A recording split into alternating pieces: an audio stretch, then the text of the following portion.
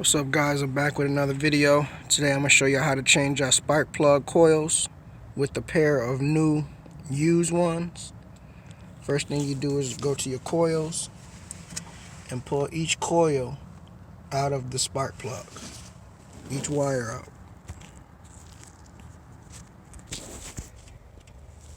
So now we removed all the spark plug wires from the spark plugs. Then you're going to come up here with your flathead, get up in there, release this gray clip. Way down here at the other end, it's another clip. Use your flathead, pry up under there. You can pull this blue tab out, which is a locking pin. Disconnect this harness and pull that up for the coil pack.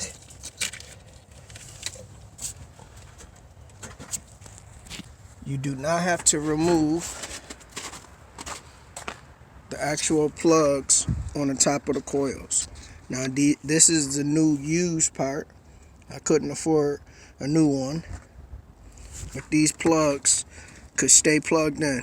But you're gonna have a bolt here, here, here, here, and here that you gotta take out.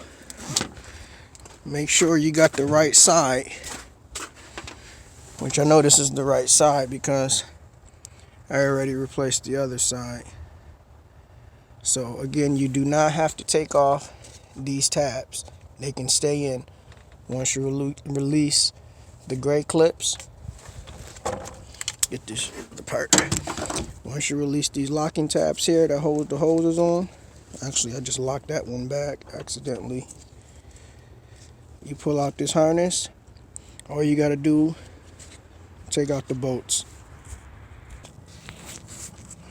Okay, just so you know, this one bolt that's holding these two tabs on, this little bracket, you want to take that bolt off there because you got a mounting tab there. So don't forget to take that off. That's the same. That's this bolt here, which is holding these two hoses on. It's a bracket, and then that'll give you access to that secondary bolt. Okay, so I got all the bolts out. As you notice, that last one, I took the spark plug wire out. You just twist it and pull, they pop right out. If you take it out, it'll give you a little bit more access to get to that last bolt. It is challenging, but bear with it. You may have to tear up your firewall a little bit because it's going to be tight because of the cushion. And then you should be able to just twist it, pull it up and out. Just got to watch out your wires don't hang up on anything like mine is because of this little bracket right there. But it'll come out. It'll come out. Now, hold on. Mind you, I left my wires in because you come back over here, climb back up here, grab my last wire.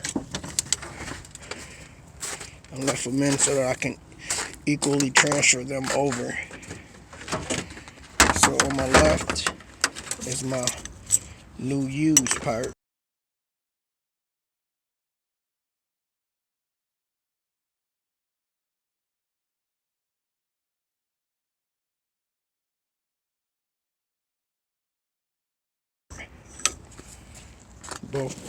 Both are set the same way. Both coils are the same. And I'm just going to transfer one coil at a time. Pull it out. And then you just have to get close because I can't do this with one hand. Just push it in. That's what it looked like at the bottom.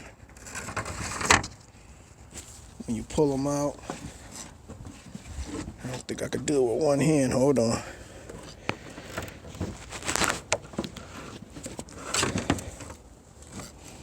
Trying to get a grasp on it.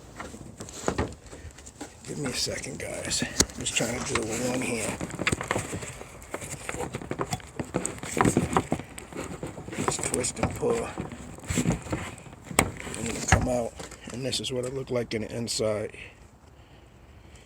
Just transfer it over to the other one. So I'm going to do the remainder too. And get back to y'all.